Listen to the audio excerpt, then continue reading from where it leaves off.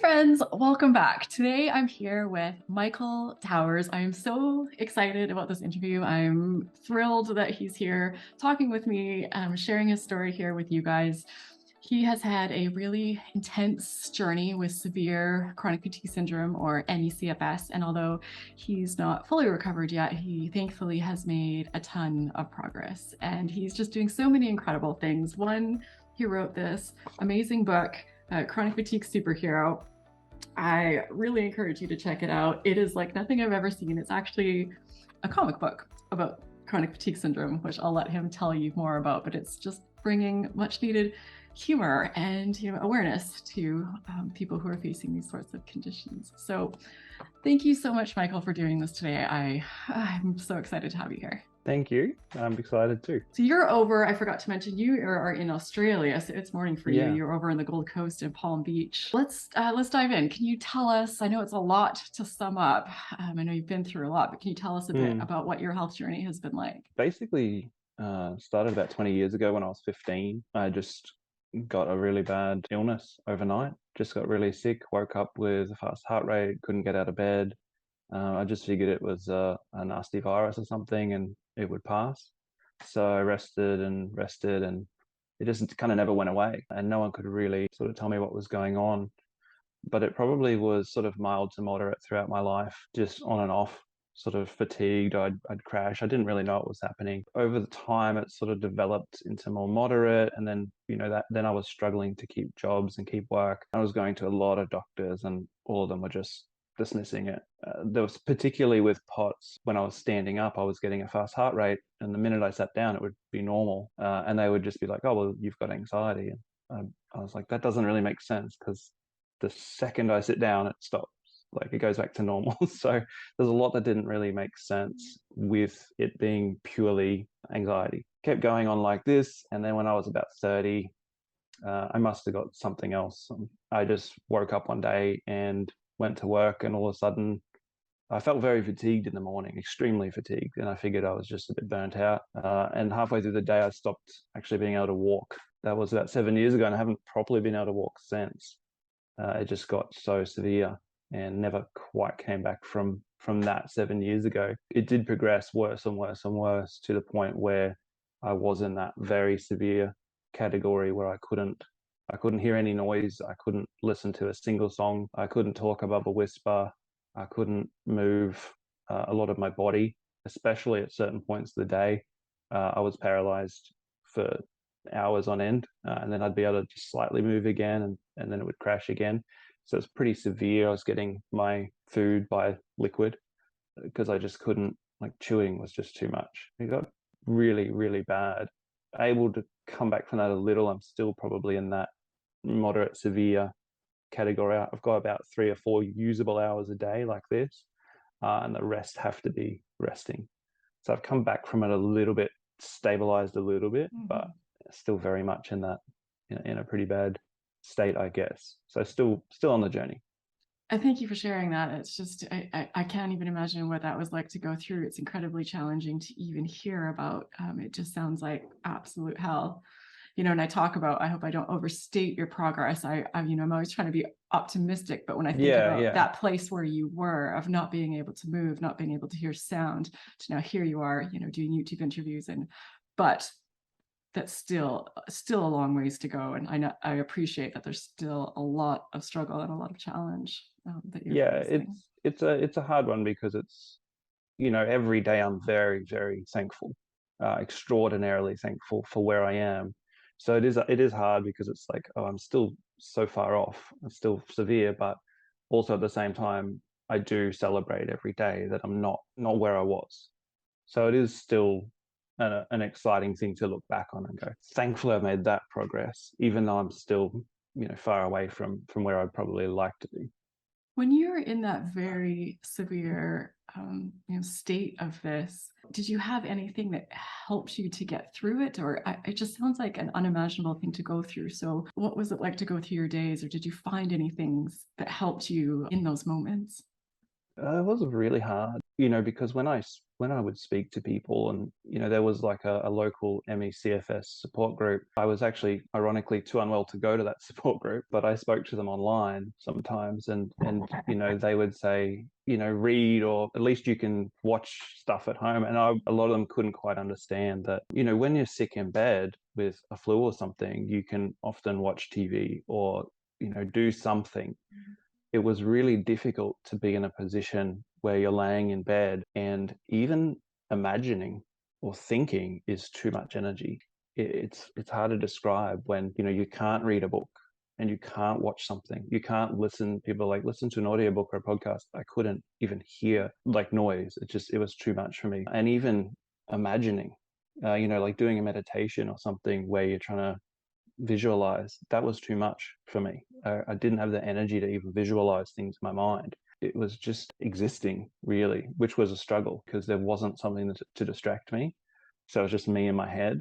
So I just had to make my head a healthier place to be in because I was there a lot. And I think that's sort of the one thing that I did the most was work on being able to spend time in my own head and have it not be a really bad thing. Was there something that helped you get from there to here where you are now? How did that happen? Well, at first, it was just about getting through each day. That was the most important thing. But the big thing for me, I think, was figuring out what was draining me at that point when everything drains you. And everything drained me completely. It was really about looking at what are some ways I can free up space. And a lot, I think, for me, if I'm looking at the difference between now and then, was struggling. Struggling with my situation was chewing up a lot of energy. That was a huge one for me. Was I was in bed and I was unable to move and I couldn't do anything. And it was really upsetting me. It was, you wake up and can't move. It's scary. And I think a lot of the energy I was using was being scared and being terrified. Just with time, with dealing with it every day, it becoming sort of a normal for me. I was kind of more able to accept it a bit more and struggle with it less. And that freed up a bit of energy for me. So it didn't necessarily fix or heal the condition. The little energy I did have, it freed up a lot more. I used an example with someone last week that the other day, about a week ago, I woke up and I felt like I couldn't move. It was just one of those days. Barely could move. It was like a really bad flare from the week I'd had, but it kind of didn't upset me at all. It was just one of those days. And I knew that would pass. I just didn't react with fear to it at all. And it's just amazing looking back at the difference from for the first day I ever woke up like that. And I was petrified and terrified and panicking. And I was trying to force my body. I was like, no, I will not sit still. And I was forcing myself to move. And looking back this time when that happened, and I just kind of laid there, and the next day I was actually okay. I think there's just so much energy freed up when there's an acceptance of it and an allowance for it, and you come through it a lot quicker and a lot easier than when it first happened to me, and I used to force and fight it. I can't even believe how much I'm hearing this from people. Almost every interview I do now, someone says some version of this and talks about how it was a massive part of their recovery. It's not even something I was cognizant of going through it. And people didn't used to really talk about this. When did we hear, like, don't be afraid of your symptoms, don't get panicky by them, don't feel in a constant state of danger, just try and be neutral, try and have some acceptance, try and let it just flow. That wasn't even a part of the equation for me. It was like fight, fight, fight, battle, battle. Yeah. I see a lot of memes and things, on my page where it's like every day I'm in a battle against my body, or every day I'm fighting against my body. And I think, ooh, because for me, that's the letting go of the, like, I still work to get better, but it's more just a journey or work. It's not a battle. I'm not fighting myself anymore. And if I wake up and my body's like, you're not getting up today, I'm like, okay, fine. And sometimes I just need a few days. And if I allow it and if I let it pass, it passes a lot quicker than when it used to, where I'd wake up and couldn't move, and I'd literally force it. Like, I remember fighting, like pushing through and standing up and going, I will walk, I will move. And it didn't do me any good. The other side of it was the physical side of it. When I was bedridden and I was talking to doctors and I was saying, well, exercise makes me sick and not exercising makes me sick. So what do I do? And I think they were all a bit scared to go there, and I think they were all a bit scared to give me the wrong advice. So they wouldn't really tell me what I had to do, because no matter what I did, I got worse. If I rested, I got worse. If I exercised, I got worse. That's why I think a lot of people are very scared fairly of starting an exercise sort of routine. Or even the word exercise brings in something different to sort of what you need to do. For me, it was just about movement. It was about, when I was bedridden, I could rest, but just, I started off just moving my arms every day, just move my arms, move my legs, and moved on to stretching. So that helped me build physical strength, which then freed up more energy as well. Exercise is a word that a lot of people don't like, so I'll often just say movement. It's just important to move and just to build strength. And you can build strength very slowly, very gently, and always say you can't start too low, like you're bedridden. Yeah. So movement is where it starts. And I think it's important just to move. And while I'm still in a moderate severe category, the reason I can sit here for an hour is because of that. It's just strengthening my stomach, strengthening my arms, just slowly, without exercising, but with movement. I think that's such an important message too at every stage of severity of this illness, is that there is no too small, because I think for a lot of us it's really hard to wrap our head around kind of how small and gradual you need to start. It doesn't even seem like, what could this possibly be doing? This doesn't seem like it could be helping, but at least in my experience, and it sounds like in your experience, that is the way to approach it if you want to make progress and get out of that sort of crash. I'm really curious to hear what prompted you to write this. Where did that inspiration come from? Still don't 100% know. It was created the very first day that I woke up unable to get out of bed. That was the day that this idea came into my head. It was a really scary day, being unable to move. I'd had crashes and flares before, but I'd always been able to at least move. This was the first day where I'd had a flare so badly that I was like, okay, like this is serious. I couldn't do anything. And so I was in my head a lot. I was panicking. I was struggling. I was messaging people online with CFS pages and going, what do I do? I've just woken up and I don't know how to deal with it. Just throughout the day, I guess the moment maybe I was over panicked. I was like, I'd panicked myself out. I was just resting there, and somehow this idea came into my head, like, it'd be funny if there was a superhero that wanted to help everybody, but he's got CFS. So it's just, an impossibility, and he could run to the rescue, but by the time he gets to the rescue, he's got to rest from getting there. So then he can't really help. The idea that came into my head that day, on one of the worst days of my life, wouldn't go anywhere. Yeah, so for people who aren't aware of the book, it's just a really cute comic. Like on the front, we've got the big smiling guy. He's like, is it a bird? Is it a plane? It's like, no, really, I'm asking. I haven't seen either in a while. I think a lot of us really value, when we're in the right headspace, being able to infuse some humor into this, because sometimes it's either laugh or cry, and that laugh can be so therapeutic. And you did all the illustrations as well, you said. Yeah, which was difficult. It took me years to do that. I think if I was healthy, it would have taken a few weeks. Yeah. But yeah, that was 5 years to draw all of them. The reason was there was literally months sometimes between two. One of them, there's an 8-month gap between two of the comics, because that was like 8 months where I couldn't move and couldn't draw, and I went to hospital. And then when I got back out a few months later, when I was able to sort of move my arm again, I drew the next one. So there was an 8-month gap. A lot of them have 5 months, 3 months gaps between them. It was too difficult to do, but I wanted to do it. It didn't start as a book. It just started as an idea, and I just thought it would be a nice thing to put into the online space. The online space, I think at that time, that day that I made it, I felt like there was a lot of negativity in there, where I sort of went online to look for answers, and everyone online was saying, you can't ever get better. Like, that's it. And there's a bit of that mentality of, if you get better, you never really had it. And if you don't get better, then you must really have it. And I just thought, that's a bit disrespectful to people who've lost 10 years of their life to it, have lost everything. People have lost relationships and family and friends and work and money, and lost their homes. And 10 years later, they'll get better. And then the person says, you never really had it. It's like someone's just struggled for 10 years. So I felt like there was a lot of negativity there. It's not like there wasn't positivity too, there is, but I just wanted to put something into that space that was different, something that uplifted people. And I was very scared to put that out there because, like you kind of mentioned, you don't want to feel like you're making fun of something.